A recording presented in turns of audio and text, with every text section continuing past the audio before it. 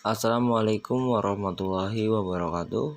Perkenalkan, nama saya Muhammad Nur Hafid dari kelas 1C dengan NIM K7122196. Di sini saya akan menjelaskan tentang sikap ilmiah yang berjudul meningkatkan sikap rasa ingin tahu pada siswa SD. Pengertian dari sikap ilmiah.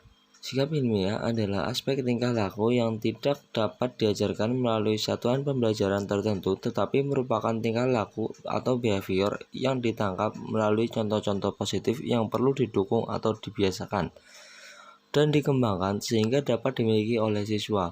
Bisa juga diartikan suatu sikap mampu menerima pendapat orang lain dengan baik dan benar. Selanjutnya, contoh sikap ilmiah. Yang pertama, jujur. Yang kedua, teliti. Yang ketiga, cermat. Yang keempat, disiplin. Yang kelima, menghargai karya orang lain. Yang keenam, kritis. Yang ketujuh, terbuka. Yang kedelapan, objektif.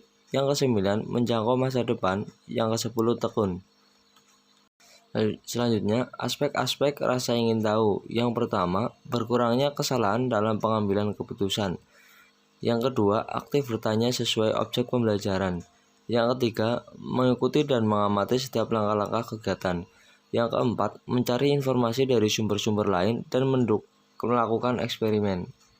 Faktor-faktor yang mempengaruhi rasa ingin tahu. Yang pertama ada faktor internal, yang kedua ada faktor eksternal.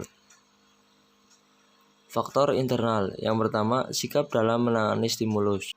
Yang kedua, perilaku eksplorasi. Yang ketiga, karakteristik pribadi atau personal karakteristik.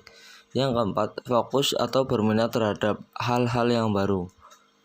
Faktor eksternal, yang pertama, sistem pendidikan atau sistem kerja sekolah. Yang kedua, pengaruh lingkungan sekolah. Yang ketiga, respon yang diberikan oleh orang dewasa, harapan dan pengaruh.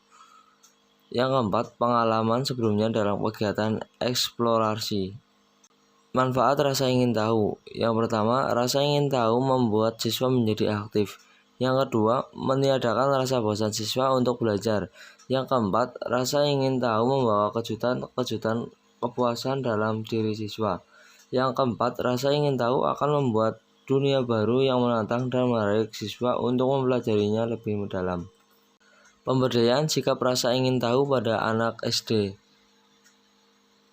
Pemberdayaan sikap rasa ingin tahu pada anak SD dapat dilakukan dalam pembelajaran, yaitu dengan menerapkan metode memberikan variasi pembelajaran berupa kejutan.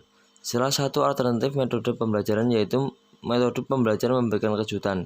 Kejutannya yaitu seorang guru bisa menyelipkan permainan game singkat dan menyerahkan pada yang bisa melibatkan siswa di kelas. Selain menumbuhkan minat dan semangat siswa dalam mengikuti kegiatan pembelajaran, guru juga dapat mendorong siswa untuk menumbuhkan rasa ingin tahu.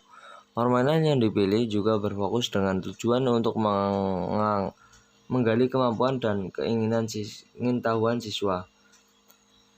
Misalnya berburu harta karun.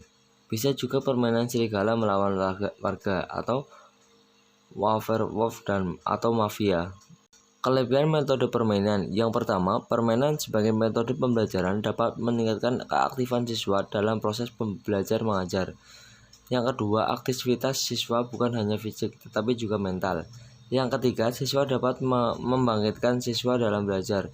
Yang keempat, siswa dapat memupuk solidaritas dalam kerjasama. Kelemahan metode permainan. Yang pertama, tidak semua topik dapat disajikan melalui permainan. Yang kedua, siswa memerlukan banyak waktu. Yang ketiga, penentuan kalah menang dan bayar-membayar dapat berakibat negatif. Yang keempat, mungkin juga terjadi pertengkaran. Yang kelima, siswa mengganggu ketenangan belajar di kelas lain. Cukup sekian penjelasan dari saya. Mohon maaf bila ada kesalahan. Terima kasih. Wassalamualaikum warahmatullahi wabarakatuh.